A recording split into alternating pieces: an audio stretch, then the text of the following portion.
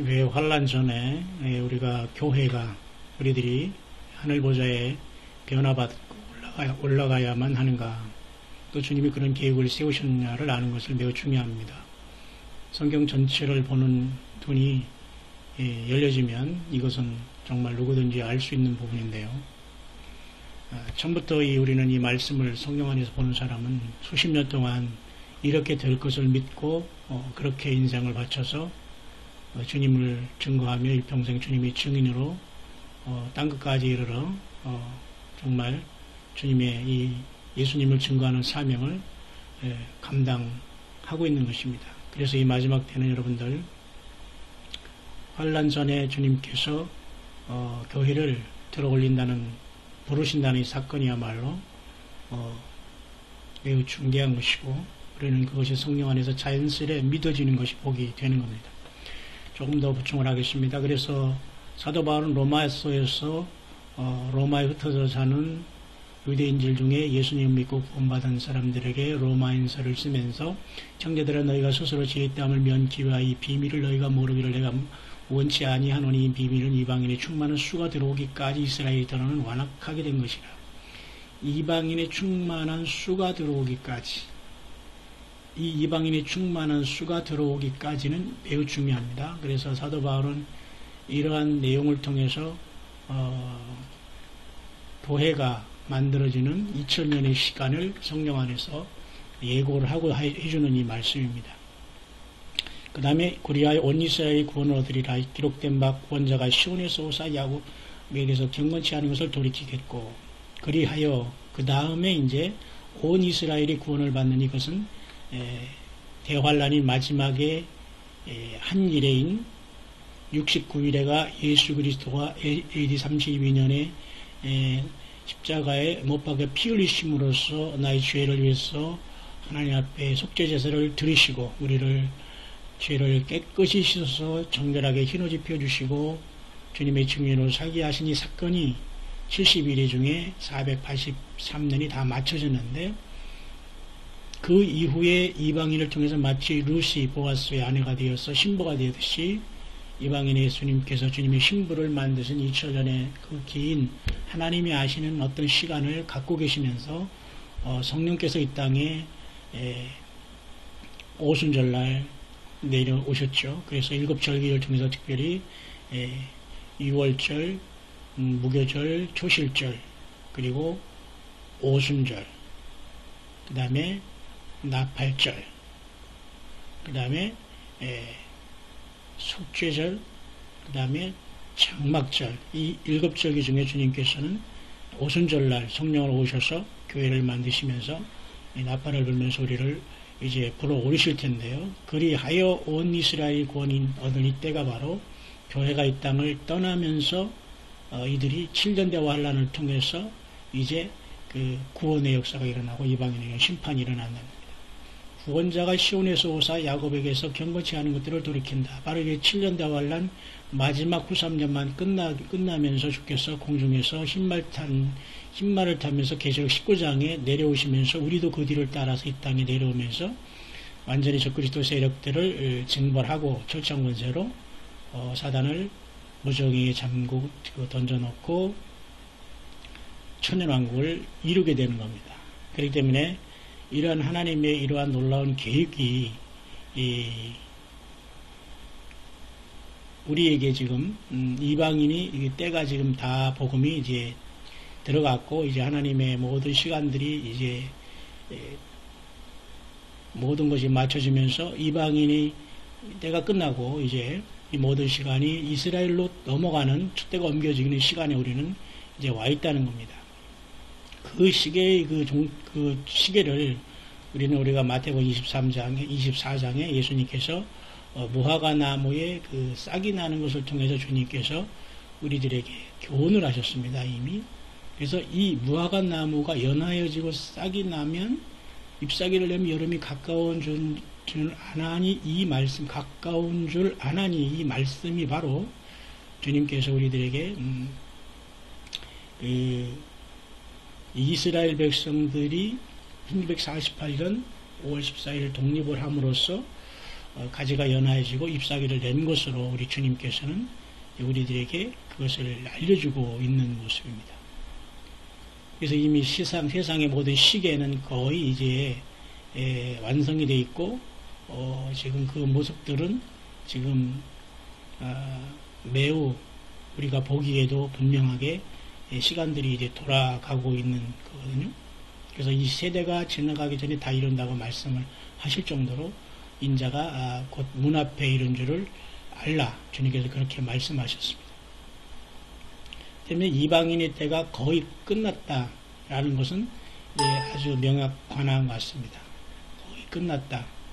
그래서 이제 교회가 하늘로 소환령을 기다리는 때라는 것을 우리는 이제 분명히 알 수가 있는데요. 그 중에서 우리가 다시 한번 사도 바울이 쓴 그 데살로니가 후서로 가겠습니다. 데살로니가 후서의 2장은 아주 중요한 장으로서 형제들아 우리가 너에게 구하는 것은 우리 주 예수 그리스도의 강림하신가 우리가 그 앞에 모임에 관하여 이 관하여입니다. 이것이 바로 우리가 오늘날 휴거든지 주님 앞에 첫째 보러 가는 이런 내용에 대해서 그때 당시에도 관심이 많았는데요. 사도 바울은 너무 동심하지 말라. 배도와 불법의 사람이 나타나기 전에는 이르지 아니한다라고 맞죠. 배도와 불법의 사람. 그러나 이것은 이미 다 준비되었고 이 불법의 사람은 교회가 떠나면 이 교회가 이 땅을 떠나서 부름받으면 그 모습이 이 땅에 나타날 것이라고 봅니다. 저로 하여금 저희 때에 나타나게 하려고 막는 것을 지금도 너희가 안 하니. 바로 요 사건을 통해서 주님의 성령님이 이 모든 것을 막고 있는 것입니다. 막는 자라는 것은 바로 누구냐면 그 예수 그리스도가 보내준 성령님이시고 예수님 자신이 이 땅에 오셔서 교회를 우리 안에 계시면서 이 일을 하시기 위해서 모든 사단의 모든 것들을 지금 막고 있다는 것을 알 수 있습니다. 지금 막는 자가 있어 할 때 이 막는 자가 바로 예수 그리스도가 보낸 성령님으로 교회를 지금 잉태하시면서 교회를 주께서 이제 주님께서 부르실 그러한 그 날이 가까우는데요. 그 성령님의 역사가 여기 있는 겁니다.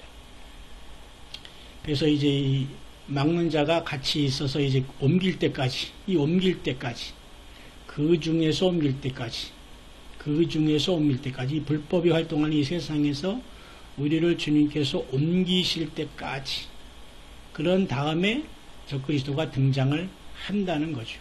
그게 바로 다니엘 마지막 한일의 시작이 됩니다. 교회가 이 막는 자인 성령님과 더불어 옮겨갈 때에 그 다음에 세상은 7년대 환란이라는 엄청난 그 소용돌이 속에 급속하게 들어가고 사단의 역사를 통해서 많은 능력과 표적과 거짓 기사들이 세상에 줄줄이 쏟아지게 되고 불의의 모든 속임으로 멸망하는 자들에게 임하는 것은 진리 대신 예수님을 사랑하지 않았기 때문에 결국 그들이 666의 표를 받고서 사단에게 경배하는 끔찍한 일이 발생한단 말이에요. 창세 이후로 어린 양의 생명수에 기록되지 못한 모든 자가 그 짐승의 표를 받고 경배한다. 666은 예배의 문제입니다. 경배의 문제예요. 먹고 사는 경제의 문제로서 하는 예배의 문제를 경배의 문제로 이 먹고 사는 것을 통해서 인간들을 하나님의 영혼을 인간에게 팔고 적그리스도를 경배하게 함으로써 저들이 심판받는 역사가 나타나는 겁니다. 그래서 이 막는 자가 옮겨가는 사건이 바로 계시록 4장의 이 열린문을 통해서 올라가게 되는 겁니다. 그래서 이제 4, 5장을 통해서 우리가 주님을 경배하고 어린 양 인봉을 띠면서 6장에 흰말탄 자인 적그리스도가 등장하면서 전 3년 반을 누비다가 결국은 마태복음 24장에 이제 완전히 그가 자기의 본 모습을 나타낼 때에 그때 멸망에 가증한 것이 거룩한 것이 선 것이 되는 겁니다. 그때 이스라엘 백성들에게는 큰 환란이 나타나고 이들은 이제 도망할 수밖에 없는데 그 도망하는 그 모습이 요한계시록 12장에 해를 입은 여자가 도망하는데요. 결국 광야 자기 곳으로 도망한 후 3년 반 동안에 도망할 수밖에 없어요. 너무 이 환란이 치열하기 때문에. 그러나 하나님께서는 이스라엘 백성들을 끝까지 지키셨다가 후 3년 반 동안 지키셨다가 재림하신 주님으로부터 이제 저들이 기적적으로 구출함을 받고 구원함을 받아서 천연왕국에 들어가는 역사가 이제 나타나게 될 것입니다. 이렇게 해서 우리는 환란 전이냐 후냐 중간이냐 이런 문제가 많이 있지만은 환란 전에 분명히 주님께서는 우리를 데려가신다는 것입니다. 네가 내 말씀을 지켰은즉 내가 또한 너를 지키어 시험의 때를 면하게 하리니, 시험의 때를 분명히 면하게 하리니라고 주님이 말씀하고 있습니다. 면하게 하리니, 장차 온 세상이 임하여 땅에 거하는 신자들을 시험할 때라. 이 때문에 우리는 계시록 4장의 열린 문을 통해서 교회가 이제 라오디아 교회 같은 이러한 참으로 이 세상적으로 미지근하고 하나님께 영광을 돌리지 않고 회개치 않은 교회를 떠나서 우리는 이렇게 계속해서 문 밖에서 두드리는 주님을 이렇게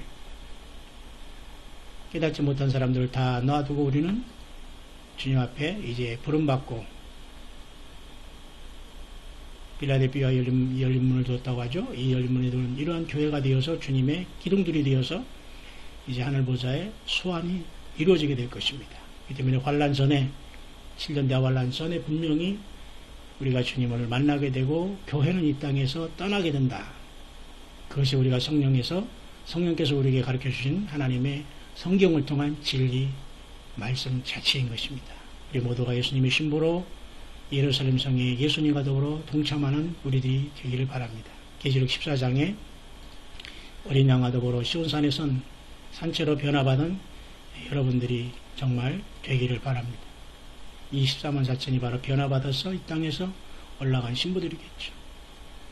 이들의 조건은 여자로 더불어 더럽히지 아니하고 정절이 있는 자로서 어린 양이 어디로 인도하든지 따라가는 자들이었습니다. 세상에서 정말 이름도 없이 빛도 없이 살아갔던, 정말 밟히고 살았던 그런 사람들이었다고 볼 수가 있죠. 그래서 예수님은 분명히 우리를 데리러 환란 전에 오십니다.